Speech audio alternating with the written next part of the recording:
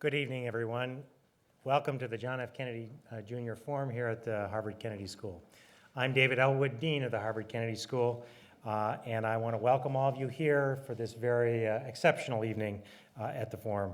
Foreign Minister Livni, welcome to the Kennedy School. We're so glad to have you able to join us, and I also want to extend a particularly warm welcome to the Consul General of Israel for New England, Nadav Tamir. Where'd you go, Nadav? There he is, all right.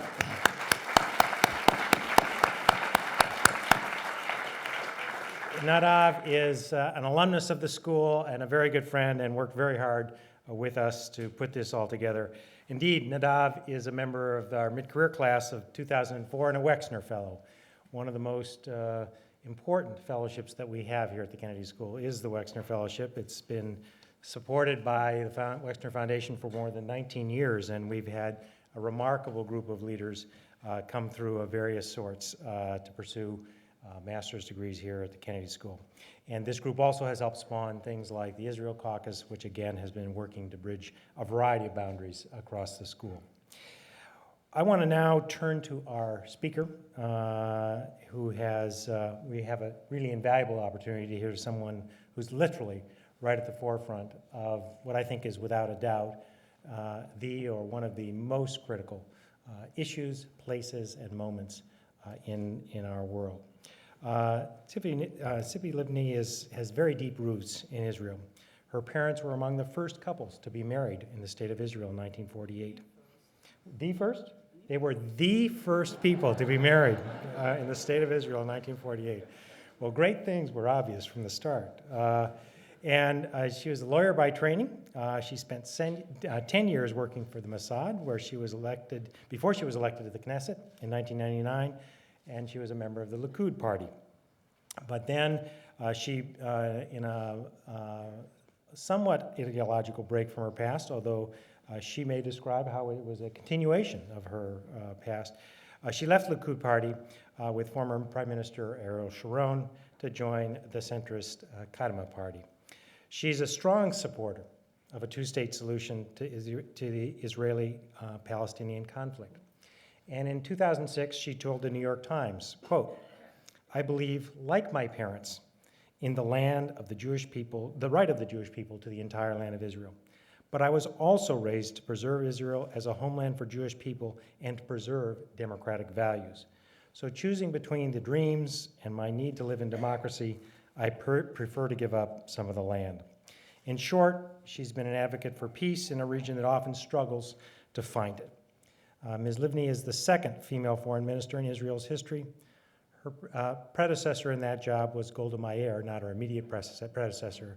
And of course, Golda went on to become prime minister, something that many believe our speaker tonight may yet achieve. In a speech to the American Israel Public Affairs Committee in March, she said, I quote, "I believe that we are defined as individuals, as leaders, and as nations by our values and the choices we make to defend them." It is that attitude, perhaps more than any other, that has been the source of strength as she's been the leader of Israel's peace negotiations with the Palestinians. She's described as genuinely self-effacing and a real leader. She's a rising star not only at home, but on the international scene. So in April 2007, she was named in Time magazine's Time 100 as one of the 100 men and women whose power, talent, or moral example is transforming the world. She was profiled in Time by U.S. Secretary of State Condoleezza Rice, who described her as a woman of conviction, intelligence, and peace. So we are now poised at a critical moment, and it is our great opportunity now to have Tzipi Livni here. This year, Israel marks its 60th anniversary, and it's a history that's closely intertwined with its past. This is someone who represents both the past and the future. It's a very, very great honor to introduce Israeli Vice Prime Minister and Minister of Foreign Affairs, Tzipi Livni.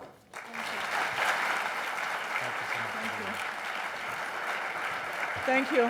Thank you, Dean Elwood. Thank you. I think that I should quit while I'm ahead. Thank you. It is an honor to be here tonight and to share with you some of our views about Israel, about the situation in the region, about the peace process.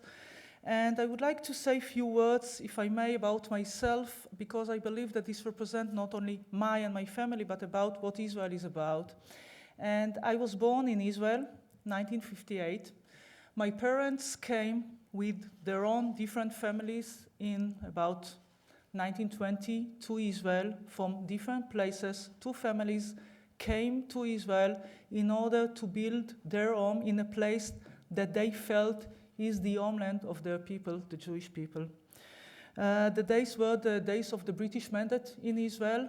And yes, in 1947, when the international community decided that there is a need to end the conflict between the peoples in the Middle East, the decision, which is called the Partition Decision Resolution, was decided by the United Nations, saying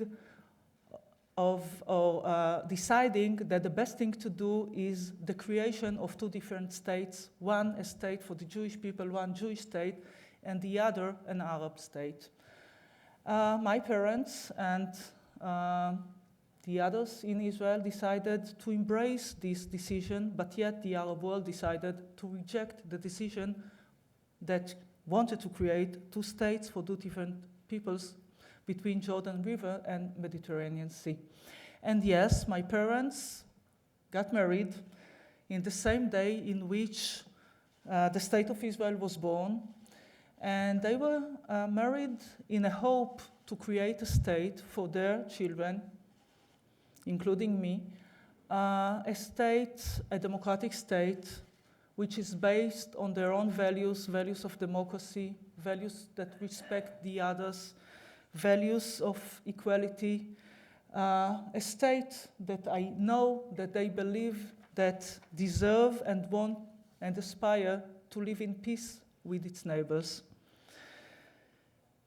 About 40 years later, I gave birth to my own two children, my own two sons, in a place that became a very beautiful place to live in, a place that I'm proud to be a citizen of, not only a member of the government, a center of different ethnic groups that came to Israel to live in, a place that in which different groups, minorities, have equal rights and respect, a place that became a center of high tech and creativity.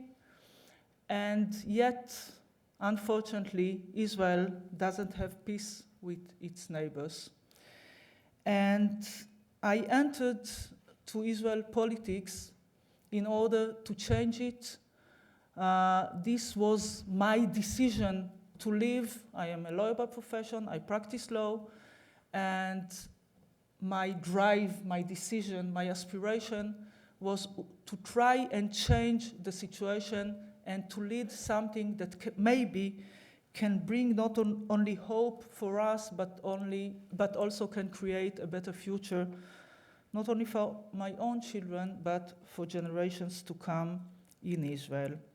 And now I am the chief negotiator on the Israeli side, and there are two rules that I decided to work accordingly when I enter the negotiations room, and I believe that the ability to reach any solution or peace treaty between us and the Palestinians depend on our ability to understand these two parameters. The first is that an understanding that, as I just described my life, my family, the connection between my family to the land of Israel, there are those who were born in what I call the land of Israel, they call Palestine.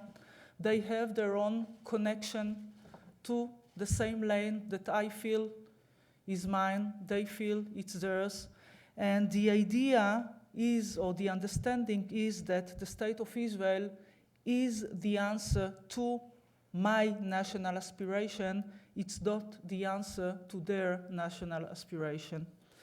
The other understanding, and I believe that this should be part of any negotiation, is the understanding that the solution is not a kind of a judgment between our two peoples. It's not about who is right and who is wrong. It's not about historical rights. It's not about deciding who suffered more during these years of conflict. I believe that the solution is not in rewinding the clock or change the rule of history. The solution lies in an understanding that we need to shape the future and not to live in history.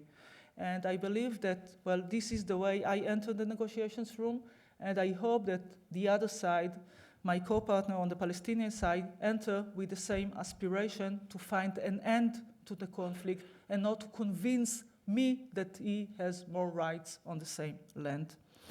I am going to refer in my speech, of course, to the Israeli-Palestinian conflict, and there is a conflict. It is a national conflict between two peoples, but I would like to take you, as you say here, to the balcony and to speak more about changes in the region and in the world.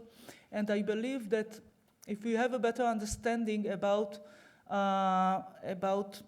other conflicts in the region and the effects of these conflicts on the Israeli-Palestinian conflict, this can help us also to understand what are the solutions and where lies the problems. And we can see that the world now is being divided between moderates and extremists. And it is not anymore, and I would like you to put aside the old perception of conflicts between Israeli and Palestinians. There is a conflict there, and I'm going to refer to it, but yet now there is a totally new change that changed the allies and alliances in the region. And basically, the extremists, these are those that their ideology is based on an extreme Islamic ideology. They don't fight for their own rights, but they fight in order to deprive us from our rights.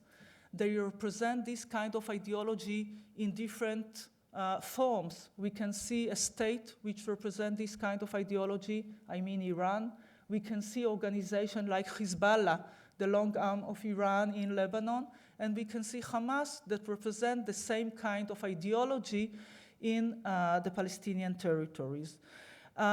When we are talking as part of the free world about globalization, about the fact that we live now in a world which is a small village, that borders doesn't mean something anymore, the fact is that this is being used by these extremists in order to spread their ideology and in order to use their or other methods as terror attacks in different places. And unfortunately, September 11th showed us all that borders means nothing to them, and it's not a conflict on borders, on conflicts on rights anymore, but just an ideology which is based on hatred. Now, Israel as a state, of course, doesn't have a conflict with them, but yet we chose since the beginning at the creation of the State of Israel to be part of the moderates. We decided that Israel will be and is a democracy. These are our values. Now, in this conflict, on the other camp, since I refer to the camp of extremists, there is the camp of moderates. And in a strange way, Israel found itself with states and that we don't have even diplomatic relations with, but an understanding the nature, an understanding what is the nature of the threat, an understanding that Israel is not anymore the enemy, and understanding that there is something that threatens all of us, and basically the understanding of the nature of the threat, the understanding that Iran is a threat to the region, that they work in order to undermine other regimes in the region, that they work with radical elements elsewhere. This understanding, which is a new threat, also led to a better understanding that maybe there is an opportunity here. And I believe that this is the opportunity, since the division between extremists and moderates also took place among the Palestinian society and Palestinian leadership. So on one hand, looking on the ground, the fact that conflicts change, and instead of national conflicts, we face more religious conflicts. This is bad news, because national conflicts are solvable. Conflicts on borders are solvable. But conflicts which are based on this extreme ideology, religious ideologies, are not solvable. So one basic understanding is time is of the essence, that we need to find whether we can reach an understanding with the part of the Palestinian society and leadership that fight for the national aspiration of the Palestinians, but yet understand that the conflict is a conflict which is based on national aspiration and not a religious conflict.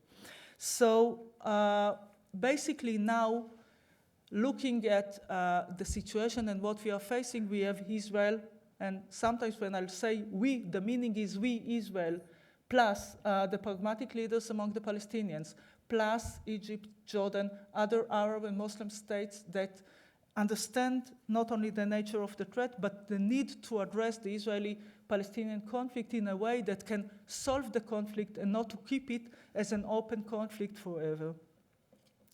So, as I said before, when now looking back to the ground, to this tiny, embarrassingly tiny place between Jordan River and Mediterranean Sea, the Israeli-Palestinian conflict, the Israeli strategic decision is to work with the pragmatic Palestinians in order to find and to explore whether we can find a way to end the conflict and to reach a point in which we can sign end of claims. Now, it's not easy because, as you know, the division between moderates and extremists is not only, it's not only theoretical division. We face terrorism coming from these extremists that now controls Gaza Strip completely. The moderates have no influence in Gaza Strip, and Israel is under attack on a daily basis. And only a few days ago, as you know, 8 teenagers were murdered in a yeshiva in Jerusalem while learning Talmud. But the strategic decision of Israel was, and I said it clearly in Annapolis, as I said in the Knesset, in the Israeli parliament, answering a non-confidence vote, the decision is to work with the moderate Palestinians, with the pragmatic leaders, in order to find a way whether we can reach an end to the conflict. And I know that we'll face terror, and I know that we will have some excuses to end the negotiations.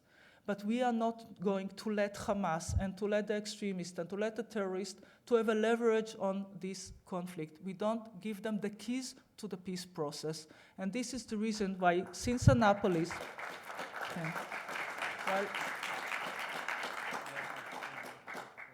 since Annapolis, there is an ongoing negotiations, and I've met my colleague on the Palestinian side the day in which, unfortunately, there was a suicide bomber in a mall in Dimona and an Israeli was killed, the same day in which an Israeli was killed by missile attack in a college in Sapir near Gaza Strip, the next day, the day of the funeral, and so on. This is our decision, and we are determined to continue. Now, a few words about the process itself and the negotiations, because I know that everybody wants to know what's in the room. And the first decision was that we are not going to tell you.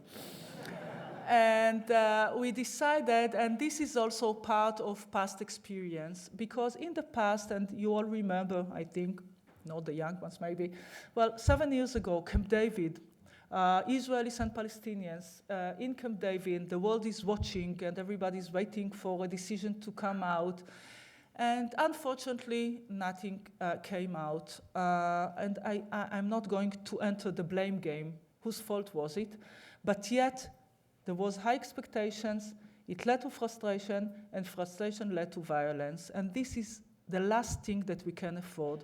Because as I said before, I'm not going to give the Hamas and the other terrorist organizations an excuse to stop the negotiations, and I'm not going to let them another excuse to blame Israel or the moderate Palestinians for not achieving a peace treaty which is according to their own ideology. So we decided to do it in the most quiet way, We decided that until everything is concluded, nothing is concluded. And not surprisingly, but we are working accordingly. And so there are no high expectations, but I found myself in the most bizarre situation in which it appears that there are those who suspect that there is no negotiations at all, because we do not invite the media to the room. But I can assure you that we meet about twice a week, Abu Ala and myself, and this is the beginning of the working of some experts on other issues which are not the core issues. Abu Ala and myself are talking about the core issues, but then we have other issues that are related to the core issues, water and other things that are needed to be addressed in any kind of agreement, and the experts started to work on it. And basically this is what we are doing quietly. And unfortunately, during this period of time, there was one time the Palestinian leaders decided to stop the negotiations for a few days after the Israeli attack in Gaza Strip.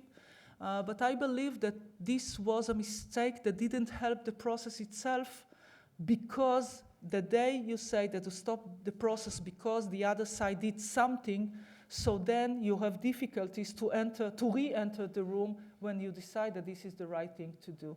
And as I said before, it gives Hamas the keys to the negotiations, and I hope that this was the last time that it happened. Now, it's not easy, as I said before, to negotiate under terror, but since we decided to act and to express this dual strategy, to negotiate with the moderates and to work against the extremists, it is not less important to understand that it goes simultaneously and there is no one without the other. It is not enough, I believe, to fight terrorism without giving hope to the people that there is some hope in the future, that there is a political horizon, that the Palestinian state is feasible. This is something we need to give to our peoples. Our peoples mean in Israel and in the Palestinian Authority. But yet, just talking with the moderates is not enough, because we need to change the situation on the ground, because there are certain things that we cannot afford. The world cannot afford. The world cannot afford another terror state. We have enough of this in the region. The world cannot afford an extreme Islamic state. The world cannot afford a failed state that cannot control terrorism that gets out of its territory. So we need, during this period of time in which we negotiate, to change the reality on the ground. And we need, at the end of the negotiations, to find on the other side an effective government that can control terror that comes out of its territory. And this is something that needs to be done during the period of time in which we negotiate. Because, as I said before, that I believe that the creation of a Palestinian state and Palestinian economy is also part of our interest, and it is an Israeli interest. I do believe that Israel's security is not only an Israeli interest, but it is also a Palestinian interest as well, because the path toward the Palestinian state goes through renunciation of violence and terrorism. Now, two basic pillars. I cannot, of course, negotiate or put all the parameters for the final status agreement here right now, but I would like to share with you the parameters that I feel represent the vision of two states for two peoples living side by side in peace and security. And the first pillar to any agreement is the translation of two states for two peoples. And the basic idea is that just as Israel was created as homeland for the Jewish people, and I believe that it is based on democratic values as well, but it gave refuge to Jews that came from Europe to Israel, for Jews that need to leave Arab states and came to Israel to live in Israel and became Israeli citizens the moment in which they landed in the seaport or the airport. Israel, the raison d'etre of the state of Israel, is homeland for the Jewish people, so the Palestinians, that their desire and aspiration is to create a state of their own, of a state of their own. So clearly, the creation of the Palestinian state is the answer to the national aspiration of the Palestinians.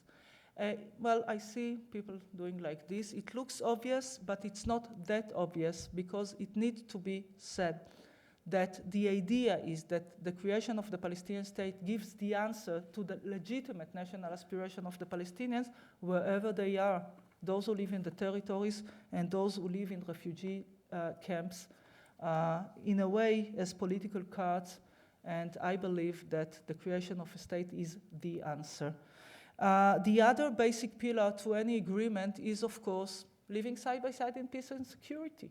Now, peace and security, it's not just a dream, it's not just a vague idea. Security means certain parameters that we need to adapt in any agreement. And the fact that Israel left Gaza Strip, and in a way we got terror in return, even though we left Gaza Strip to create hope for peace, now we need to address, since we know better what happened when we just throw the key to the other side of the border and terror comes. So we need certain parameters. The future Palestinian state should be demilitarized. We need to address the issue of the passages. We need to address certain issues because we cannot afford, as I said before, another terror state. And I believe that this represents not only the interest of Israel, but the interest of the Palestinians as well. Now, before I will end and finish this speech, I would like to say a few words that I feel, well, anyway, it's important for me to address this, because I know that there is a huge gap between the image of Israel and between what Israel really is. And I know that when it comes to the image of the conflict, sometimes Israel is being seen only by the lenses that show the conflict, sometimes the way I see it in the most distorted way. And I know that when people are watching television, when people see the pictures of the conflict, and when this is about, and when somebody see the picture of an Israeli soldier and a Palestinian child, usually we feel empathy to the weak one. And I would like to make something that I believe is important in terms of values of the international community. Because when we are talking about extremism, when we are talking about terrorism, there is no just cause for terror. And terror is terror is terror. And when these terrorists are looking for children to kill, they're going to high schools, to the yeshiva, to buses, to restaurants, in order to kill civilians. This is something that cannot be excused or cannot be understood this way or the other. And when Israeli soldiers need to address this kind of terrorism, believe me, we are trying to attack the terrorists, but unfortunately they live among civilians. And during these attacks, sometimes people get hurt. And even though we are trying to avoid any kind of civil casualties, this happens. And the loss of a child is a terrible tragedy. Palestinian child or Israeli child. It's a terrible loss for a family. But I would like the international community to make this distinction, because there is no moral distinction between a terrorist who is looking for a child to kill and a soldier who tries to defend his own people, and unfortunately, by mistake, this accident can happen. I believe that this is according to the values of the international community. This is according to any kind of legal system, which is based on the same values, that there is no moral equation between somebody who murdered and between somebody who killed by mistake. And I wanted also to share with you as a decision maker that these are the kind of decisions that we need to make on a daily basis. We need to defend our citizens on the one hand. We don't want to punish the Palestinian people on the other. But at the end of the day, we need to take decision. And our first responsibility is to the life of our citizens. Now, I was asked before we entered this room whether I'm optimistic or not. And I said that, usually I say that those who live in the Middle East should be realistic and not optimistic, but yet I am optimistic enough to give my time, my energy, my hopes in this process. I believe that there is hope. I believe that there is an opportunity. But I do believe that only determination by both sides, only an understanding that we are talking now about an historical reconciliation that needs decision, that none of the two peoples can fulfill the entire national dream, and only an understanding that we are talking about the future of our children can lead to a peace treaty that can be implemented. And I believe in it. Thanks.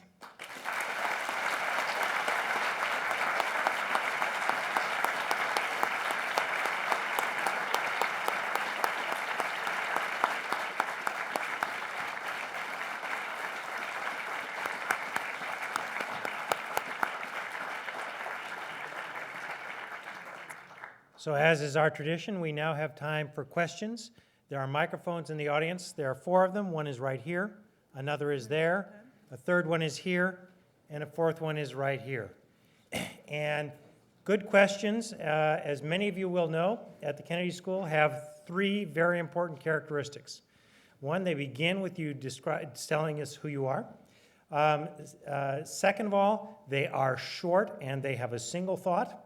And third, they end with a question mark. With that, let me open for the first question. Thank you. Thank you very much for a very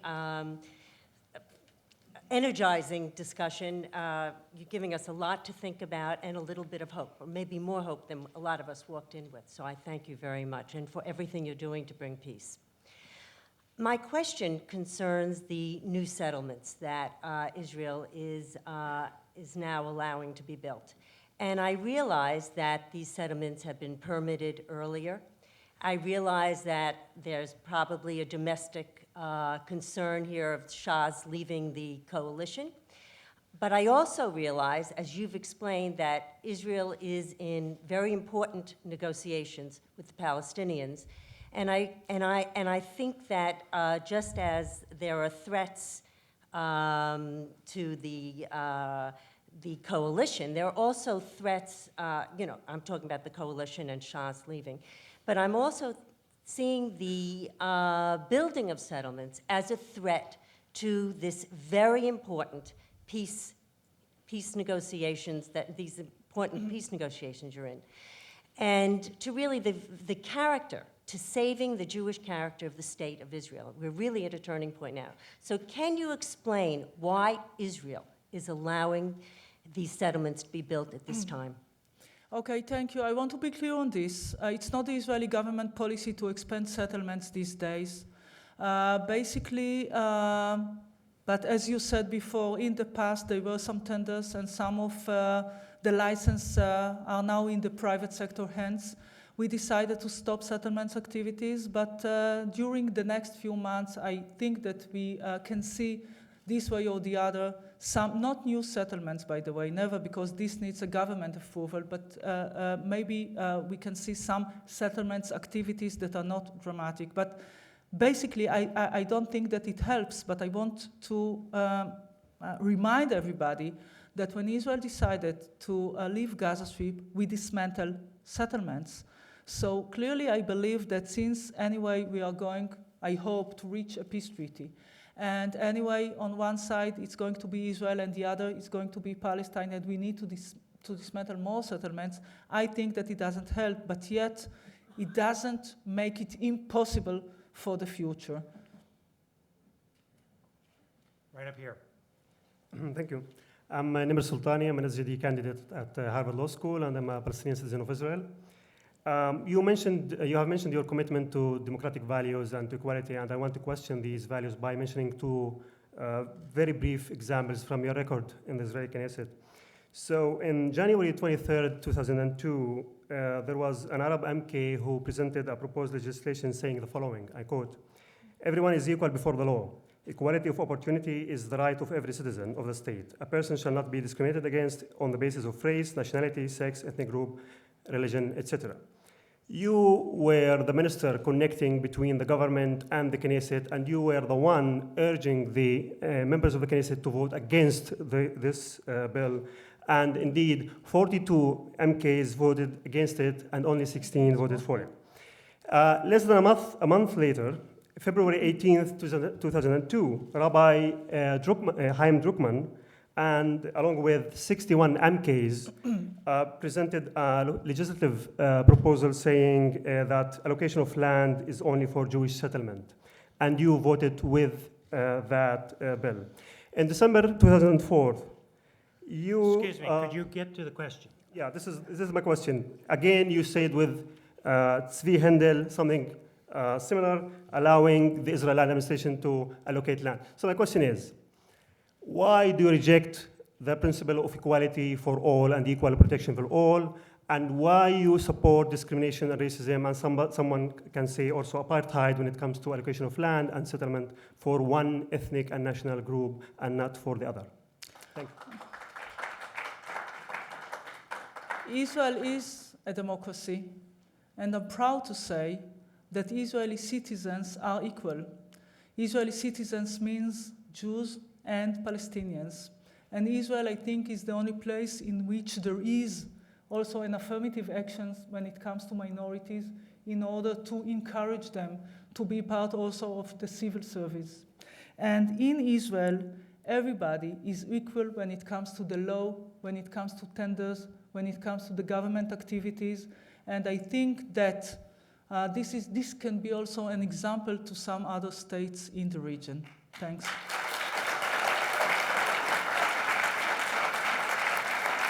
I agree. Hi, my name is Eric Paterno. I'm a junior here at the college, and I was wondering the following. The latest incursion of Tzahal into the Gaza Strip came as a reaction of Qassam attacks onto Israeli territory. Yet, the Qassam rockets began to be fired 7 years ago at a time when Tzahal was occupying the Gaza Strip, and even then it was nearly impossible to stop them from happening. So it does seem that currently Israel foreign policy is based mainly on a reactive process. And I was wondering if there was really a grand strategy from Israel and the Israeli army, as opposed to just a constant pull and thug. And could you please explain a little more as to what you would think that grand strategy should be? Okay, well, of course we are reacting. I mean, Israel left Gaza Strip not in order to come back. We left Gaza Strip in order to create a vision of peace, to send a message to the Palestinians that we are ready also to dismantle settlements. And I voted to uproot 7,000 people of their homes. And regardless to the question what you think, should they be there on the first place or not, this is not an easy decision to make. And we decided to take our forces out of Gaza Strip because we want to end what is called the occupation in Gaza Strip. And we left there in Gaza Strip also greenhouses, and we sent a message, the way we saw it, a message of peace. And then the next day, we got Hamas controlling Gaza, and we got terror in return. So this is reactive. The idea of war is not part of our vision. But yes, we need to protect our citizens. And this is the reason that when Israel is under attack, we need to react. Now, talking about the grand strategy, I tried to explain it before, but there are different possibilities. The idea now is to negotiate with the more pragmatic leaders in order to create hope and to change reality also amongst the Palestinians in the future. Clearly, since the Palestinian states includes, according to the Palestinians' needs, Gaza Strip and the West Bank as well, there is a need to change the situation in Gaza Strip as well. There are two different possibilities. One is that at the end of the process, the Palestinians decide that terror doesn't serve them, and their aspiration that the creation of states come with the more pragmatic leaders, and maybe this can change the situation in Gaza. Maybe. It's going to take time. But during this time, we need to give an answer to terror attacks from Gaza Strip in the military way, this way or the other, and we will continue to do so. We have no other alternative. Right over here. Hi, my name is Tawfiq Rahim. I'm a student here at the Kennedy School of Government. I was wondering about some of the conditions or preconditions that the Israeli government puts on the Palestinians and Hamas and why it itself doesn't follow those same conditions. And there's three mainly. One is respecting previous agreements. But Ariel Sharon, as you know, declared the Oslo Accords null and void, and the IDF constantly violates areas under the sovereignty of the Palestinian Authority. The second condition, recognize the state of Israel in its territory. But does the Israeli state, and do you, recognize Palestine? Please, is recognize Palestine in 22% of the land with East Jerusalem as its capital? And the third condition, preaching and practicing nonviolence. But the IDF, obviously shown by the Gaza carnage just a couple of weeks earlier, and by the statement by one of your ministers, I believe, a warning of a Shoah, or a Holocaust against the citizens in Gaza, and Ehud Barak saying that the Gaza citizens should suffer for supporting Hamas. Why does Israel not follow the same three conditions that it places on Hamas and the Palestinians?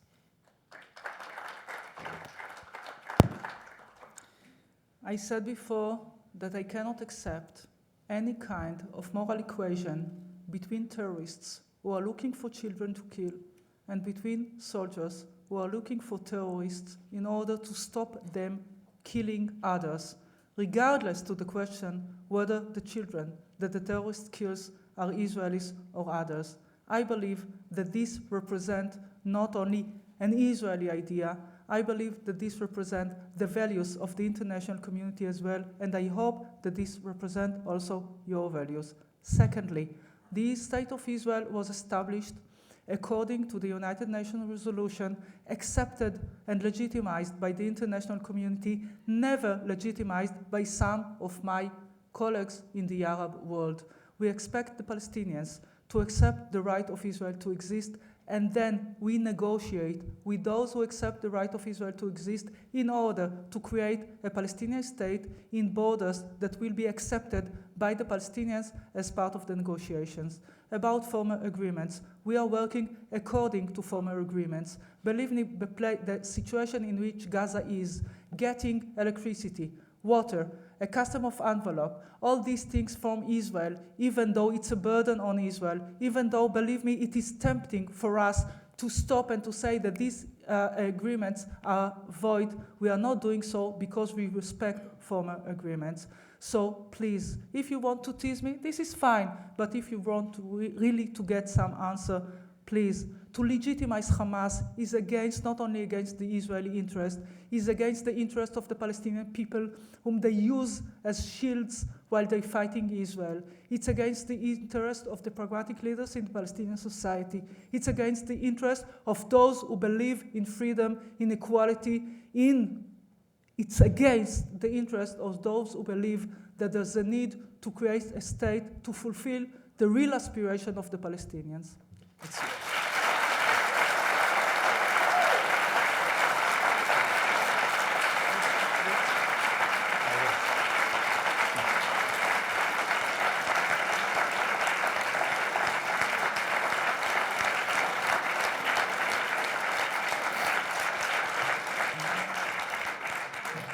Well, that is certainly not easy to follow. No, please. I just want to make that clear. If Fine. Thank you very much. One question per person. I don't support Hamas. I think Thank you. if I am critical, it doesn't mean that I support terrorism. I think that should be clear. Thank you. First, I want to thank you for your courage and commitment to the pursuit of peace. It's very genuine, I believe, and indeed very impressive, as is the evolution of your thinking, which Dean Elwood mentioned when he introduced you in the first place, giving up the greater dream for a more pragmatic resolution.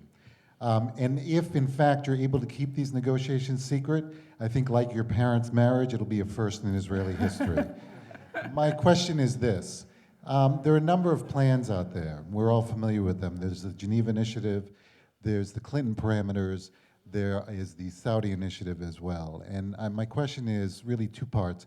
One, do you see the end game, and I know that this is a difficult thing for you to project, as being all that different from what's outlined in those plans? And secondly, what do you see the United States' role in all of this, and how can the United States be more constructive and more helpful? Okay. Thank you. Basically, I believe in the bilateral track. This is maybe the beginning of the answer to your second question. So I believe in the bilateral track. I believe that these are the decisions that both our peoples need to make. And basically in reference to other plans, when it comes to the idea of two states for two people, and roughly talking about the borders or so, you can say that these plans are similar one to the other, but when it comes to certain parameters, there are differences that are not that small. For example, taking the Arab Peace Initiative. Well, it represents the Arab narrative, and I can respect it, but this is not the end game when it comes to the negotiations room, since they are talking about 67 borders, Jerusalem, the capital, and so on. This is part of the demands of the Palestinians, but more than that, part of the Arab Peace Initiative referred to Resolution 194 of the United Nations and what they call the right of return of refugees to Israel, even though in the Arab League Initiative it should be according to an agreement with Israel or something like this.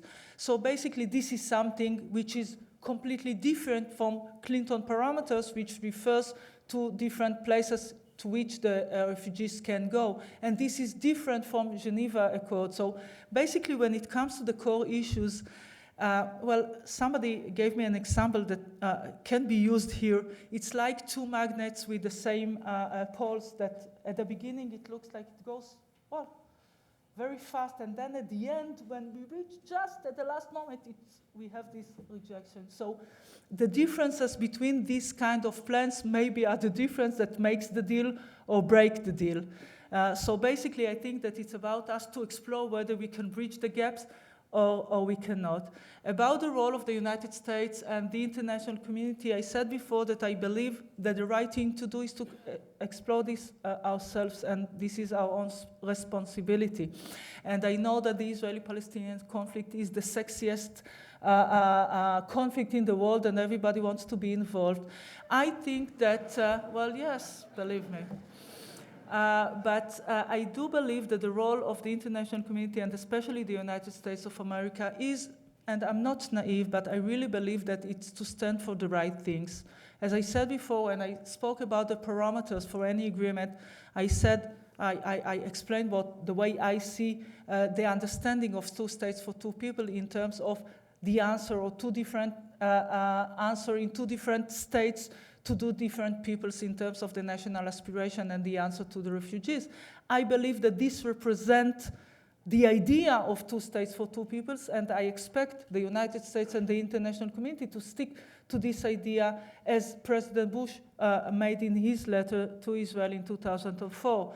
I do believe that the idea of a terror state or a failed state is something that the world cannot afford. So I expect the international community to put a pressure when it comes to the need to fight terrorism, or to stand with the demands of Israel when it comes to security, because it's not only about Israel's security, but it's about the stability of the region. And then when we try to reach an understanding, I think that the world should leave it to us, because there is no need to convince us that we need to reach peace. There is no need to push us to do so. It is about our lives. We need to do so. So we need the international community to help us to do the right thing and to stand for the right things when it comes to differences between us. But we really don't need much more than this. Right up here. Hi, my name is Haifa Abdu Jaber. I'm at Harvard Divinity School. You closed your speech with speaking about the image of Israel, and I think you're doing a great disservice to your country when you present the conflict as a religious and not geopolitical for what it is, and also you don't speak of the occupy relationship you have with the Palestinian. How can you legitimize the existence of your country when you legitimize and annul a group of people, the Palestinians? But here's my question. In the blurb here, it says, I believe in the right... I want to answer also to the introduction, if I may. Yes, please. So, I believe in the right of the Jewish people to the entire land of Israel. And speaking parameter, I would like if you could define Israel's geographical parameter for us. Sorry, I didn't understand the last question. second question is, you say you believe in the right of Israel to the entire land of Israel, the Jewish people. How would you define that entire land? Okay. Well, I would like, I'm sorry, I couldn't hear the second part of your question. I clearly expressed at the beginning of my speech that when it comes to the understanding of other conflicts in the region, there is a division and a conflict between moderates and extremists.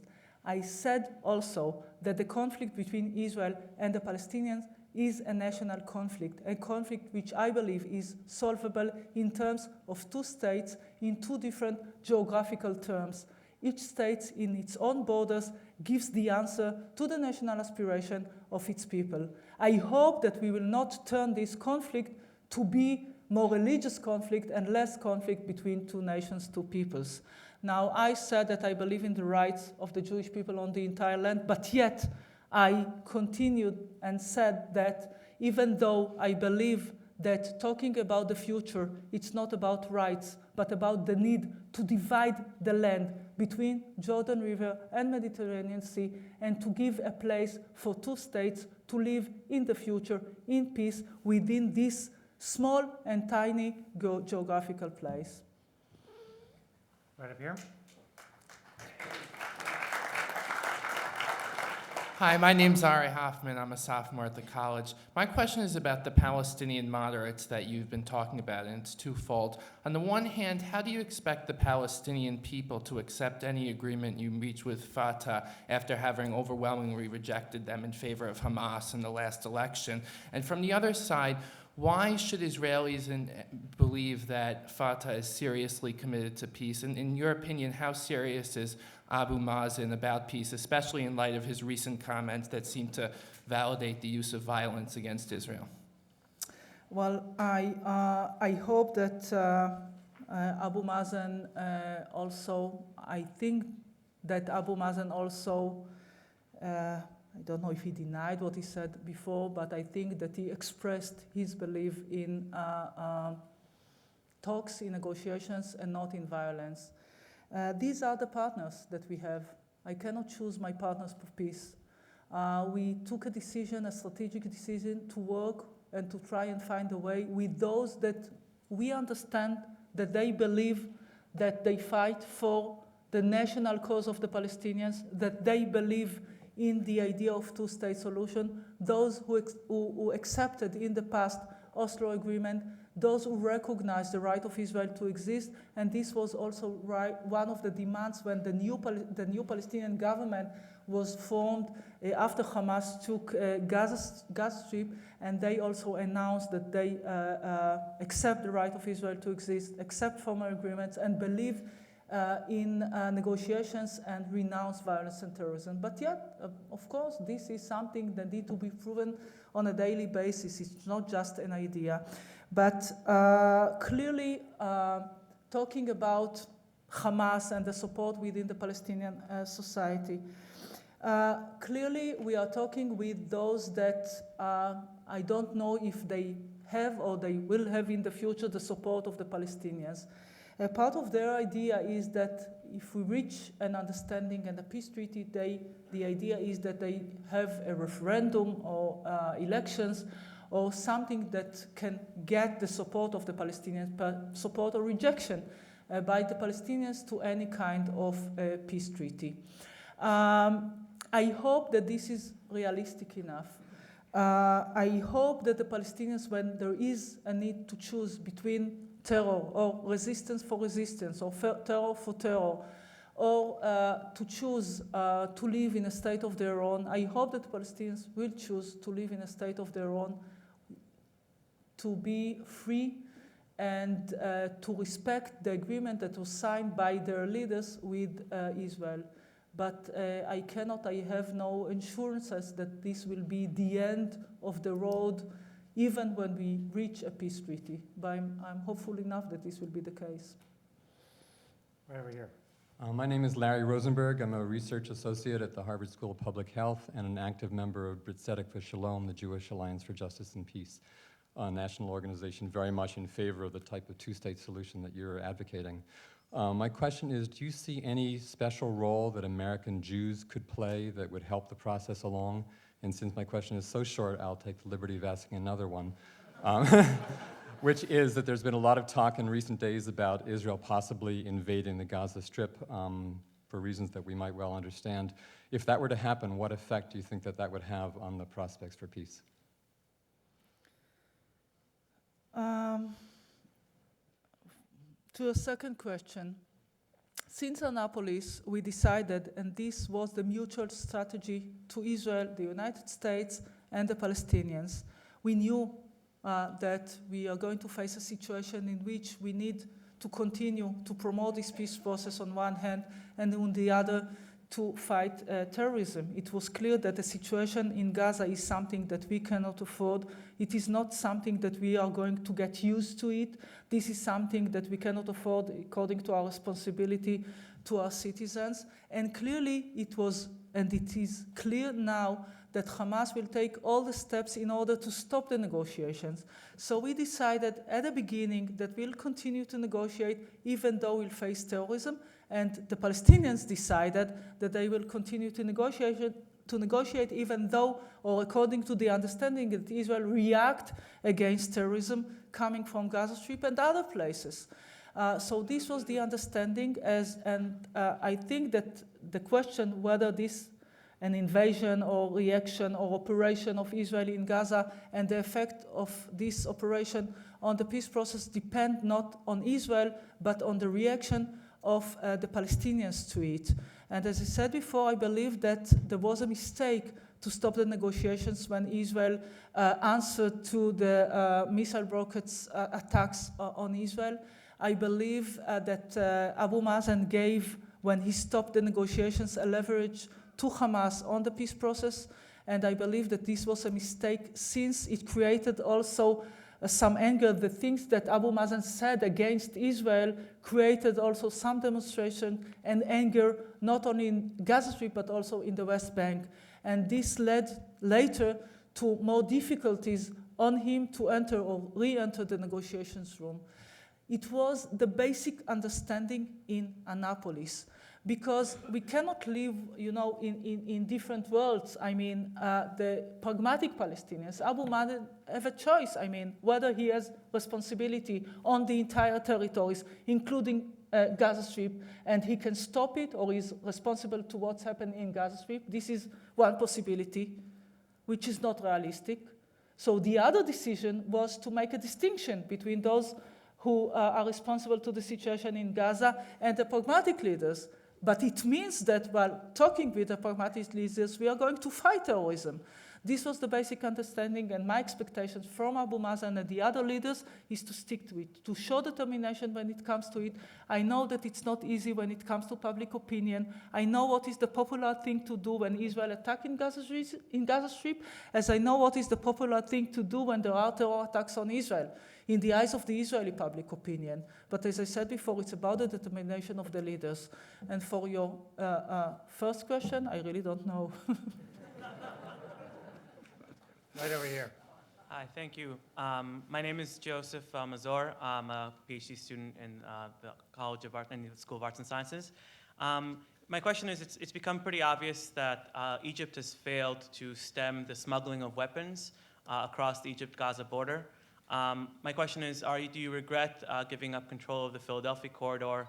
And what are your plans for the future to stem the flow of weapons in the long term?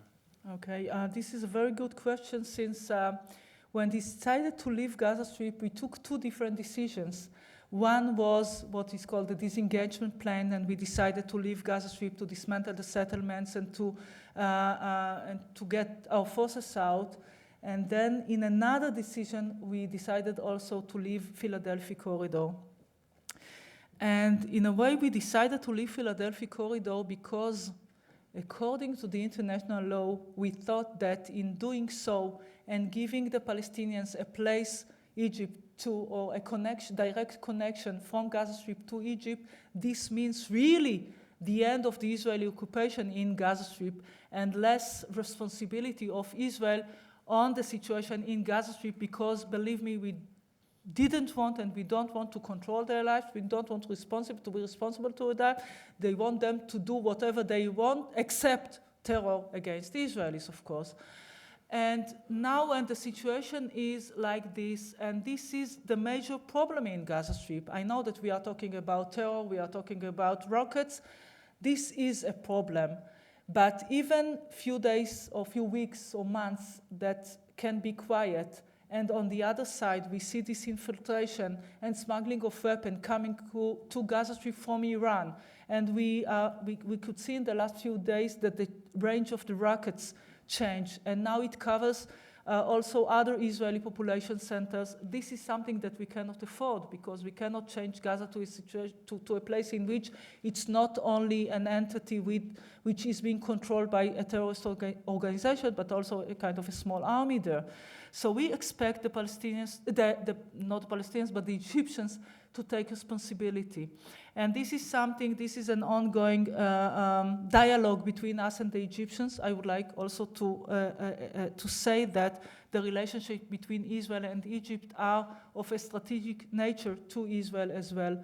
And I think that after the last time in which the Palestinians destroy the barrier between Gaza Strip and Egypt, I think that there is a better understanding in Egypt that the situation in Gaza is not only an Israeli problem, but this is something that threatens them as well. So I hope to see a better, I hope to see a reduction in the smuggling of weapons to Gaza Strip from the Egyptian border. I ask myself the question that you asked me before, whether this was a mistake. And it really depends on the situation on the ground in the near future. If the Egyptians give an answer, so no, it was not a mistake. And if there will be no answer, so maybe it was a mistake, and maybe we need to change it for the future. I regret we have time for just 2 more questions. Right here. Ms. Levini, I appreciate you coming here and answering our questions. My name is Nitin Sohani. I'm a citizen of India, and I've spent some time in Israel, Palestine, and I understand the reality on the ground. I have 2 questions for you, one regarding Gaza and one regarding Iran. They're interrelated. Try to go for one. Sure. In terms of Gaza, you say that Israel has left Gaza, an area which has 1.1 million Palestinian citizens.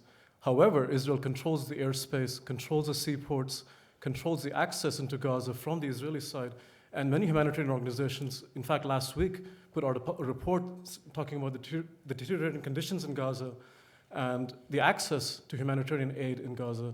And Israel has been pointed out as an important contributing factor to that. How do you believe you can alleviate that?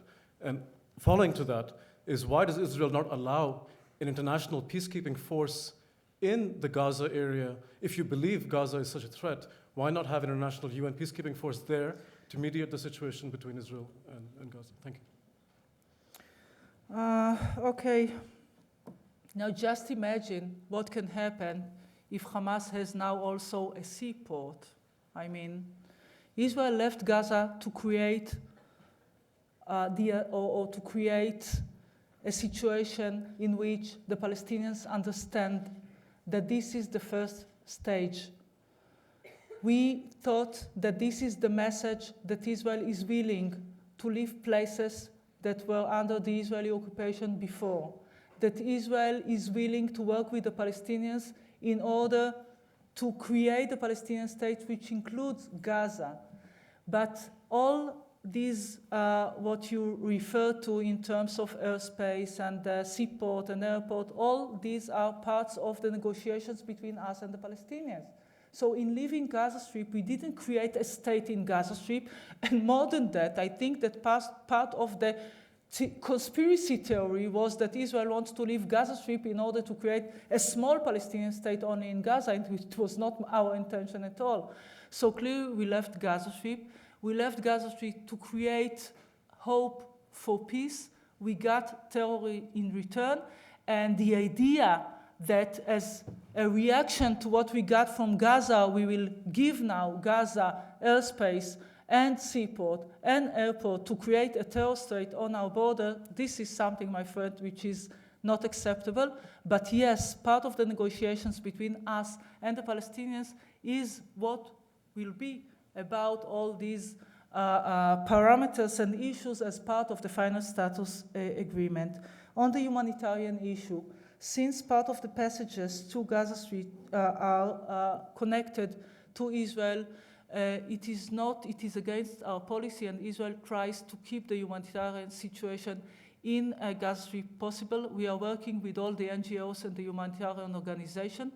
And even in the days of terror attacks in Israel, the passages basically are open in order to give more humanitarian aid to the Palestinians. I don't think that this is the best situation to live in, but when it comes to the humanitarian basic needs, we are working according to the international demands and to the international criteria. About peacekeeping, well, this is something, some of the European leaders and others usually come and ask me whether we would like to have some peacekeeping forces and international forces, European forces, in Gaza Strip and maybe even later in the West Bank. And usually I say, okay, are you willing to fight terror and to end terror and to go house and house and house and to fight Hamas terrorism in Gaza Strip? And usually the answer is, okay, we'll check and we'll come back. And believe me, they never come back.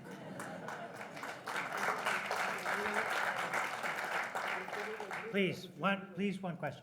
Right over here. Hello, I'm Danielle Giuliano, and I'm writing a case study on the failure of Camp David 2000. So my question is, what are the conditions that you believe would ripen the ability to reach a final status agreement, in particular taking into account religiously sensitive issues such as sovereignty over Temple Mount al-Haram? Well, this is something that we need to discuss with the Palestinians. In Annapolis, we decided that everything is on the table, nothing excluded, and this is something for us and for the Palestinians to decide. And yes, there are very sensitive issues to us, to both of us, and we need to address all these issues, and I hope that during the next few months, we'll find the way to do so, even though it is very sensitive to our peoples. This will have to be the last question. Thank you very much.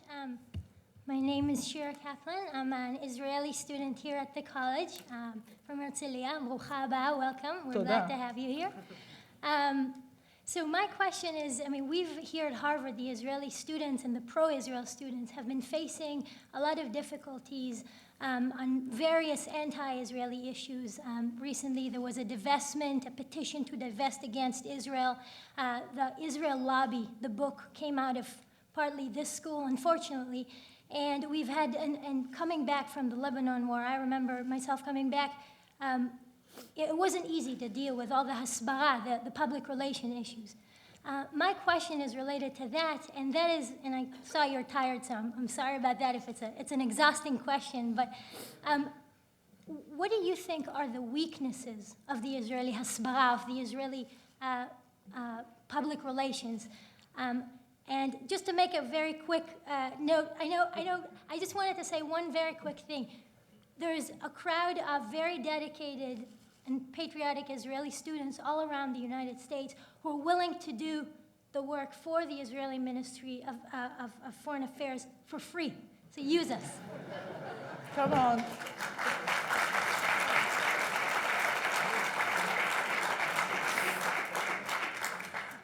Thank you. Like always, the most difficult questions come from an Israeli.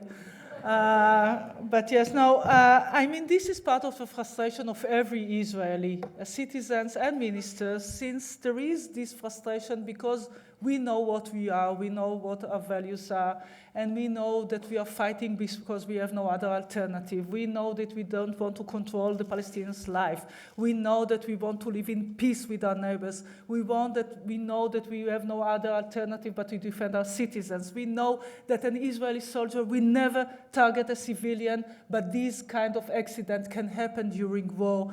We know that these are the dilemmas that we have as a decision maker on a daily basis, but the world cannot understand it. And this is the Israeli frustration, and this is the reason for your question.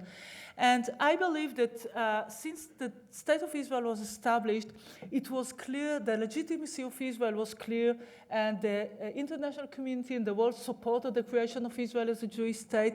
And when time passed, and now we are celebrating the 60th anniversary of Israel, the image of Israel changed. And it's not enough to explain a decision that we are making today or next week. Unfortunately, the word Israel changed, and it's not anymore the new dynamic state, that democratic state in the Middle East, but there are some places in which this is Israel is, well, there are some places in which Israel is a camel or a soldier or something like this, which is not Israel. Well, this is part of Israel, but not only. There are some places in which Israel is only the Israeli-Palestinian conflict.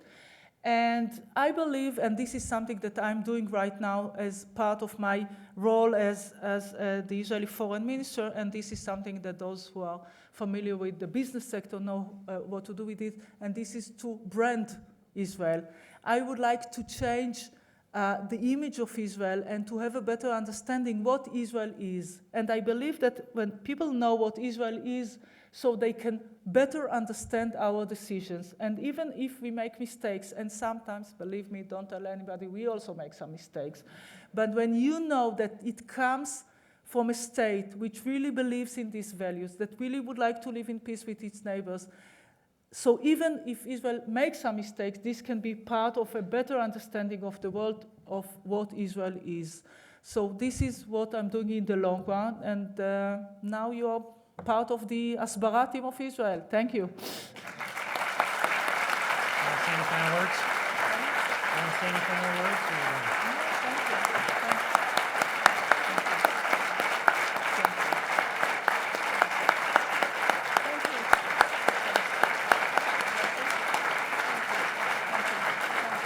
Thank you very much.